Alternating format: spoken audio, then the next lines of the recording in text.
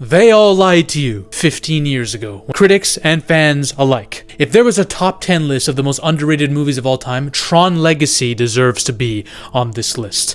This film is not what people say it is. Now, with Tron Ares coming out, everyone's acting like, oh, we were Tron Legacy fans, where are you at? A lot of people are hopping the bandwagon, but there's a significant fan base within the film community that says, yeah, where the hell were all of you when Tron Legacy first came out? All of you who are hyped for Tron Ares. Y'all don't remember the real OG, Tron Legacy, which is the sequel to the first one, but Tron Legacy is fucking awesome, okay? It's way better. But it seems like Tron Ares is ignoring Tron Legacy. It seems like this is not really a direct sequel to that film. It seems to be just a Tron film that's come out, dare I say it, seeming to be a cash grab, all the films are nowadays, with no relation to Tron Legacy. Everyone told me that this is a bad movie, and yet, since then, lucky for us, it's developed a significant cult following. It's a cult classic now. So what the hell went wrong with this film? Why did people not like it? Why did it underperform at the box office? A lot of marketing was put behind this, okay? Disney really wanted to push this out here. There were trailers, there were ads, the music, everything about it, everything was put on display. The highly anticipated sequel to Tron, and a lot of people, at the time, were like, what the fuck is Tron? A lot of people don't even like Tron. Even I don't like the first Tron that much. It's cheesy, the effects are holy god, what am I even watching at the time? But Tron Legacy, people saw the trailer and like, yo, this looks sick. I don't know what this is, but this looks like a combination of Matrix and fucking cyberpunk shit. Like, it's crazy. Budget was 170 million. Box office, 400 million. That's what you would call a moderate success. But nothing that blew away Disney. Disney wanted this to be at least 700 million. They didn't like that this low-key underperformed for them. Plans for a sequel all got shit canned. Nobody really cared enough about this movie to want to see a sequel. But why is that? Well, the main criticisms you'll hear from this film are, okay, this film has a lack of emotional depth, hollow script, weird CGI, Jeff Bridges, and characters that you don't really care about. The film relies mostly on visuals and aesthetic. It's all aesthetic in terms of the way it sounds and the way it looks. That's all it has going for it. It is more style over substance. Now, this is interesting to me because there's a lot of style over substance films that are coming out nowadays, some of which are great, but some of which are dog shit, and yet critics glaze it. And I'm really curious as to why that is. Because I guarantee if Tron Legacy came out today, maybe the reception would be a bit different and better. Who knows? Maybe critics just have lost their minds and will glaze anything nowadays because good films are hard to come by, seemingly. There are some films coming out that seem to be style over substance with directors who I believe are full-on psyops from Hollywood, but still, we're not going to get into all of that. All I'm going to say is Tron Legacy deserved more than this. Now, yes, is there a lack of character development? Sure. The characters could be fleshed out more. The second half is a bit weird. It starts to wane a little bit, and these problems become highly noticeable then. Yes, there is a CGI, Jeff Bridges. My problem is more so with the fact that the villain, to me, is not that interesting. Even though his origin is interesting, he doesn't develop into anything that's extraordinary in terms of villains in cinema.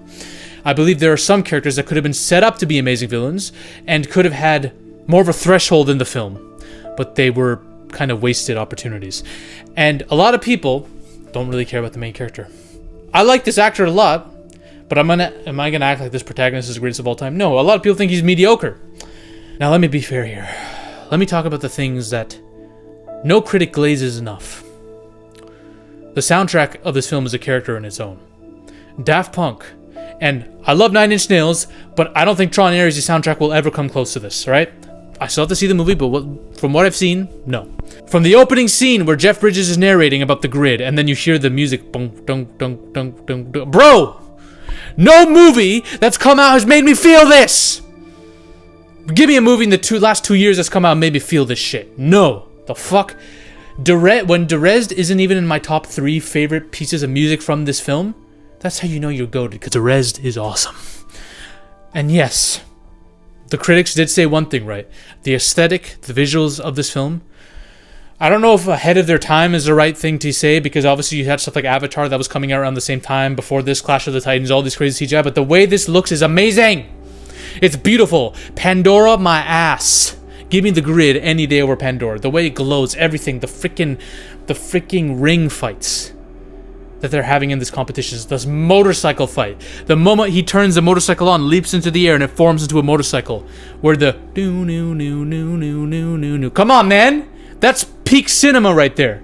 I will say this right now. Tron Legacy has a godly first 40 minutes. Godly hour. First half of the film is godly. It's pure cinema. No one can say anything. If anyone even denies that, you're a psyop from Hollywood. You want movies to be worse, okay? This is a fact. Alright? I'm not saying it's the greatest first hour of all time, but it's godly! And it has this.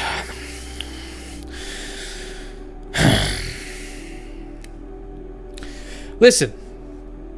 I might think Olivia Wilde's a weirdo in real life, but she looks fine as fuck.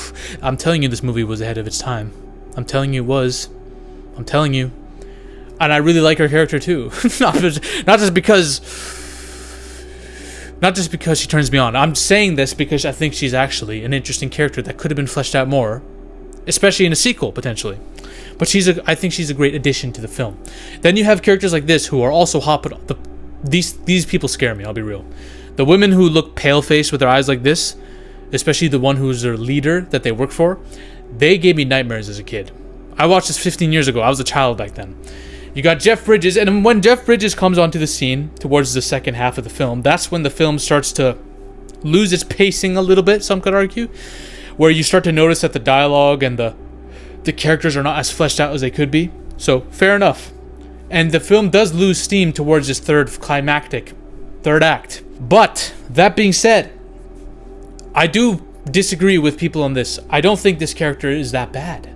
I think he's fine. I think he's serviceable.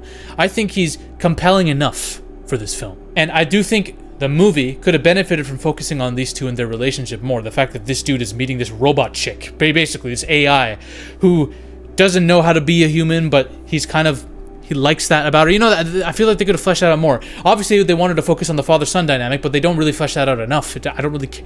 I don't really care about that as much. But I will say, Michael Sheen steals the show low-key towards the end of this film. When the second half kicks in and him and Olivia Wilde have to go into that club, and he meets Michael Sheen's character, I'm telling you, when the shit pops off and the Derez music starts hitting, and they have a big-ass fight, and Michael Sheen's like shooting his stick blaster everywhere, that sounds so wrong. First of all, Michael Sheen's scary as fuck in that makeup. All the people who look like this in the film scare me to death, man. With their pale white makeup and their freaking eyebrows and their smiles, bro, they look like demons. Tron Legacy needed a sequel. I'm telling you, man, it needed a sequel. I would have loved to see what happens to these two. Unfortunately, I don't think Tron Ares even gives a fuck about that. Do you know the biggest part of this movie is that a being from the digital world, the grid, was able to become a physical being in our world, reality. So she went from this non-reality virtual simulation to our world as a physical being. That's way different and way more important than us being able to go into their world. They were able to come into ours. She's a sentient being in our world. She's a living being. A living, breathing being. That's crazy for the lore of this universe that they could have expanded on. Now, I thought that Tron Ares is going in that direction because Tron Ares has AIs coming into our world. The grid is invading our world, literally. I thought they were going to use her, link her to this plot. Like, she was used as a blueprint. You know, maybe they still will in the film. I don't know. It doesn't seem, based on Jeremy John's review and some of the reviews I've seen, it doesn't seem like they're going that direction. It's like this movie doesn't even exist. I think that they could have fucking gone there. And by the way, Jeff Bridges, it's assumed that he bombed himself in Tron Legacy, or you don't really know if he died or not, I guess, but he's back alive, looking cool and all this shit. Like, it just seems like they don't care about Tron Legacy. It seems like there's no consequence from Tron Legacy at all. Jeff Bridges is alive, the grid is as it was. Why? Where's Tron Legacy?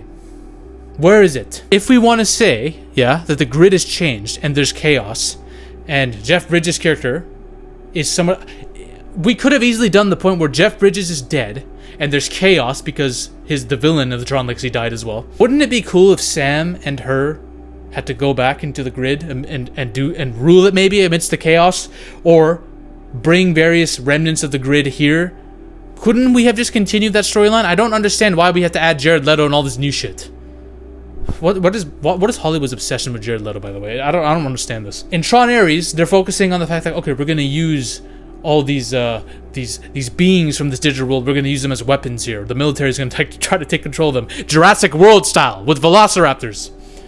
And that's fine, but I feel like this movie's made for the single gimmick of, look how cool it would be to see a Tron motorcycle driving through the streets of our world.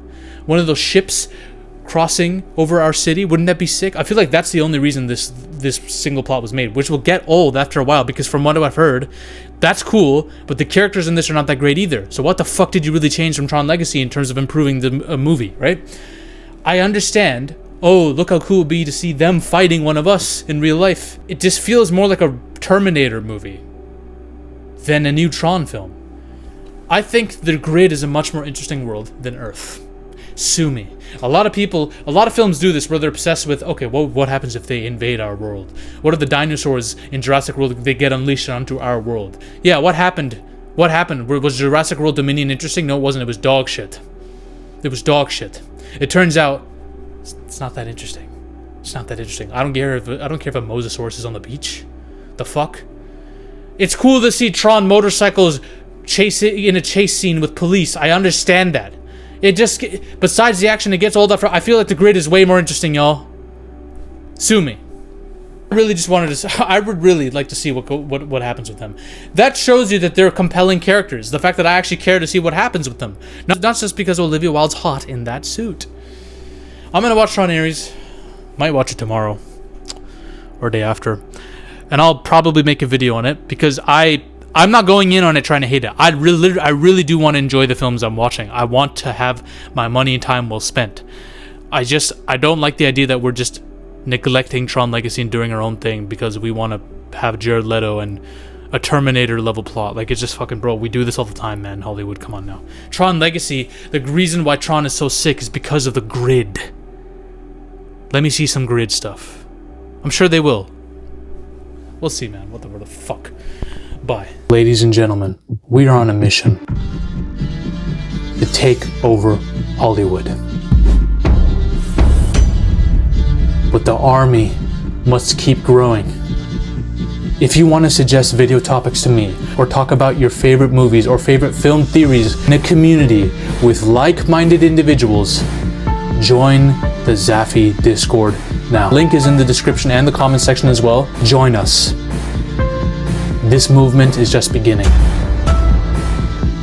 We're taking over Hollywood, one coke line at a time.